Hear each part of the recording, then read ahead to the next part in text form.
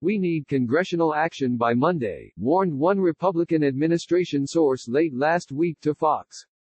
Monday was supposed to be the deadline for the Senate to act on the third legislative phase of the coronavirus response.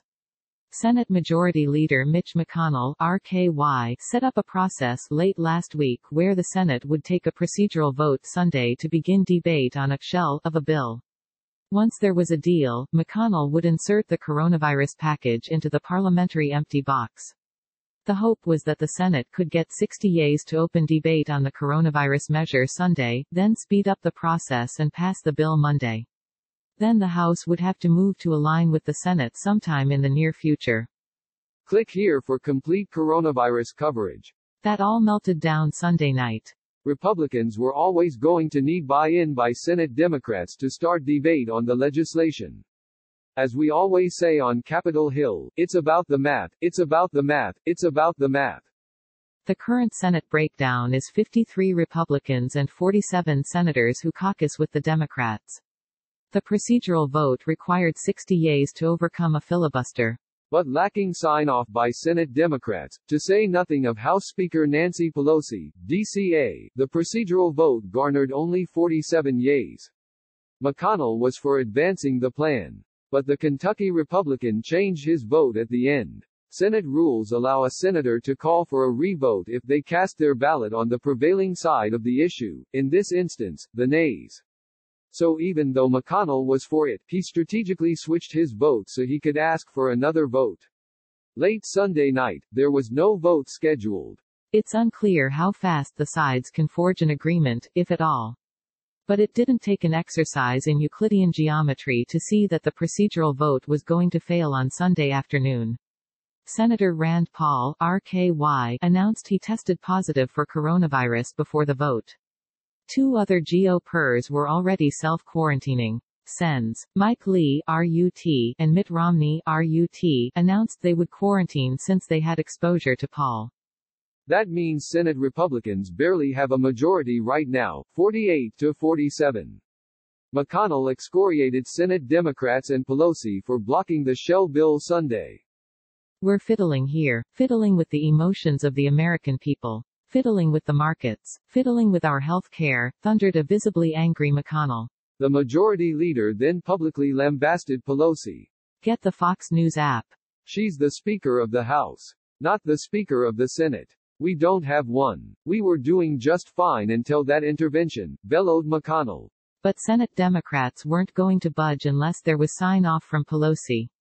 After all, Pelosi must figure out a way to shepherd a Senate GOP-produced product through her body. And, if time is of the essence, there are questions as to why McConnell forged ahead without the votes lined up. And so, we'll see if things move on Monday. As the Senate voted, the Dow futures plummeted 5% within minutes of opening Sunday night. That's the maximum decline allowed before circuit breakers kick in, suspending trading. That's an ominous warning, portending a rocky trading session on Monday. So what about all of that talk about Congress moving by Monday? Fox was told last week that by Monday was a dire warning to lawmakers to wrap this up. It was reminiscent of the nighttime meeting on September 18, 2008 in the Speaker's office amid the financial crisis.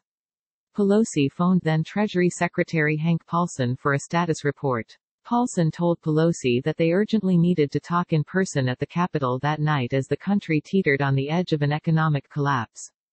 Pelosi later said that Paulson told her if they didn't negotiate later that evening, we wouldn't have an economy by Monday. Now, back to 2020. The markets are not going to tolerate inaction, said one Republican source. They need to move by Monday. So, we'll see what they can resolve to avoid a bloodbath on Wall Street Monday morning.